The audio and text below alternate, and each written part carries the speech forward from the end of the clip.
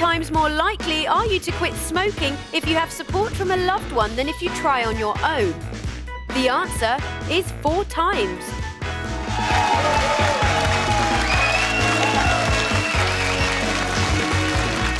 Another fact I'm rather surprised by. Fantastic. Anyway, welcome back. You're watching Wednesday's Wright Stuff with Zoe Lyons, Alexis Comet, the fabulous Rachel Lane. And we're now trying to find out if you should intervene if a loved one, a relative or a friend, if their unhealthy lifestyle is frankly killing them, or should you leave them alone in the hope that they'll hit rock bottom and sort themselves out before the Reaper comes a-knocking? Now, while it might strike you as the most natural instinct in the world to step in if you saw a parent, sibling or dear friend destroy themselves through booze, fags, other drugs, even food, experts do have wildly different views. Many psychologists, as well as 12-steppers, AA and NA, argue that to truly change your ways, you have to change yourself. And that means you hit rock bottom. And if that's not where you're at, you may end up paying lip service to your concerned friends and relatives, but the moment they step away, chances are you'll fall back into your old lifestyle, your lethal lifestyle. Others, though, disagree, and they argue in favour of intervention. Don't just rush in, they say, but you develop a structured plan of attack. You tell the relative or a loved one exactly what's going to happen to them if they carry on with their poor choices. And the experts say you find strength in numbers by getting other relatives on board with your campaign. And this leads us really to brothers Ian and Anthony Whitington. And that's what they did for their dad, Jeff, who's 63, after he developed a potentially life-threatening illness. I'm thrilled to say the family is with us this morning. So let's start with you, Jeff. What was actually wrong with you? Well, I was diagnosed with diabetes some 12 years ago. Type 2? Type 2 diabetes, yeah. And at the time, that was it. I was just diagnosed and told that everything would be controlled. I just need to... They tried to control it with diet at first, but that didn't work, so I started on medication. And over the years, that just gradually increased, more and more medication, to reach the point where they basically couldn't give me any more, and the next stage would have been injections. So that's the sort of stage I've reached through. But it's just that the attitude from the start was that they would treat me, and it was treatable. It was a disease, it was lifelong. I'd die with it eventually, but it was treatable, and that's more or less what I was told. I heard at one point they were talking about taking away a leg. It reached the stage I got Charcot foot towards the end in the last few years. That's weak bones. It's a weak bone. The bone actually collapsed completely. The whole of my arch of my foot collapsed, and I went in to have it looked at and had put in plaster. And I was seeing other people then with amputations, and decided to talk to people about it and realised that it was diabetes that had caused the amputation. And what caused the diabetes? Because, of course, type 2 can be very influenced by lifestyle choices. Basically, it's bad lifestyle. It's eating the wrong things. It's eating, drinking, and not basically taking care of yourself. No exercise. No exercise at all? None whatsoever. Absolutely none for about 30 years of my life. How many takeaways? I lived on takeaway, basically. I mean, I could eat anything up to 3 or 4 McDonald's in a day without even thinking about it. Travelling around, I was very busy, working in London all the time, driving around in a van. Can I start with the curious question? People are probably sitting at home. Why, when you're told you have a life-threatening illness, did you not feel because you could do anything at the end of the about day, it is that feeling in the back of your mind, yes, it's something you can deal with, you can probably sort out later on, but it's treatable, and you're being treated, and you've got the drugs, and everything's going to be OK. It's not until other things start coming in, start going wrong, you start to realise that that isn't the case. And this is, I guess, Anthony, where you and your brother came in. Yeah. So Ian sent me a text back in November 2013. We'd been looking for a story for a while because we wanted to make a documentary together. Right. And it was right under our nose. You know, Dad is a brilliant subject in that he is incredibly stubborn. And there's been this crossover all the way through. He is very stubborn, but in the end, hats off to him, he has gone along with everything we've So you basically decided to fix him up? Yeah, we wanted to put real pressure on him. We knew he had failed so many times. He'd started diets, he'd taken 3 stone off even, but it had gone straight back on and more. And there was definitely a mind problem. It wasn't just about what he was eating. There was a real something. There's a barrier there that was stopping him getting better. And we just felt that without our intervention and what the medics were saying, it was just going to, it was going to be the worst case scenario. Well, Rachel?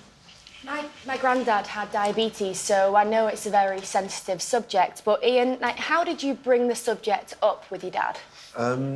Yeah, it's an interesting one, really, because as you were saying earlier about we should have had a careful plan of intervention.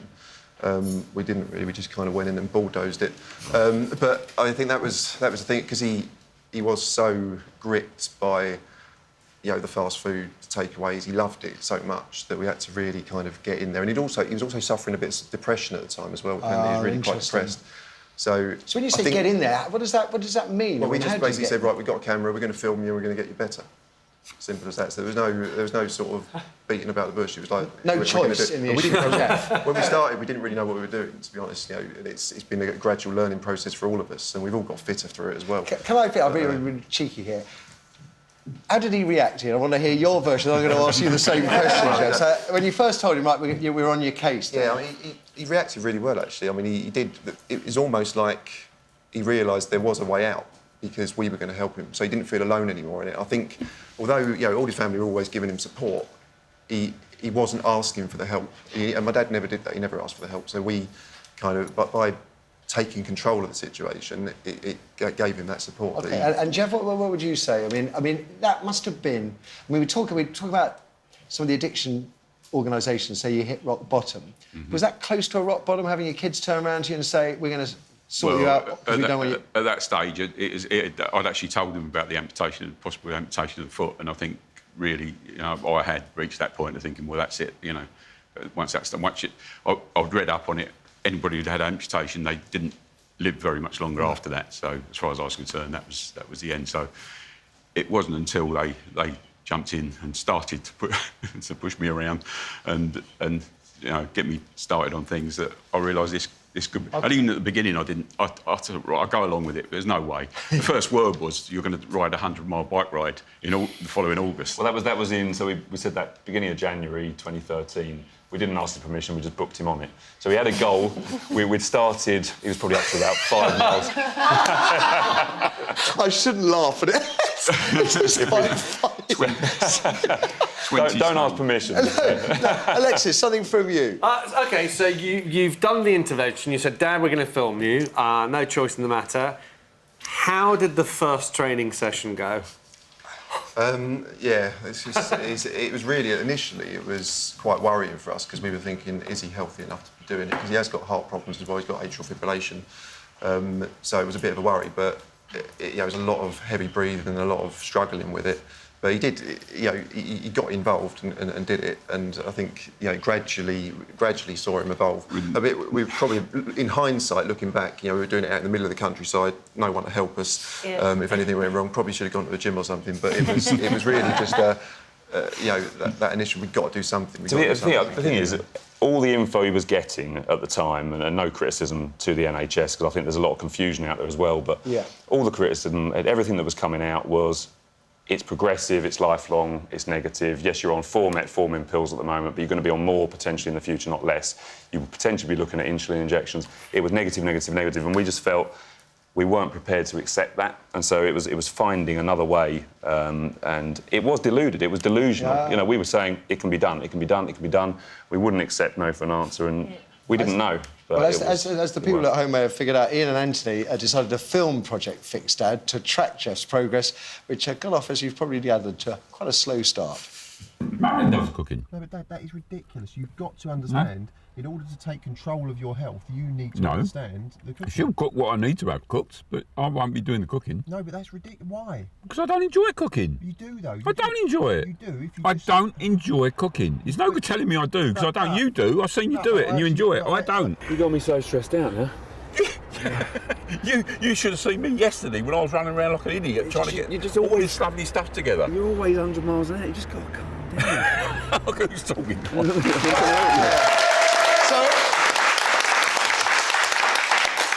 So Jeff, where are you now with the diabetes? What's the situation? Well, I'm totally off medication. Wow. All medication for diabetes. All medication? That's incredible. Completely. I've still got some blood pressure pills, but I'm working on those now with the weight. So, and how much weight do you lose? I've lost 6 stone so far. Still ongoing? Still ongoing? You're going to keep it up? Still ongoing, another 1.5 stone. And you're going to keep it up when you get to your target? Absolutely. Well, the trigger point for me was about 6 months ago, when I went over that point where I'd lost so much weight and I was starting to feel so much better, and there's no way I was ever going to get back into that state again. And that's the way I feel now.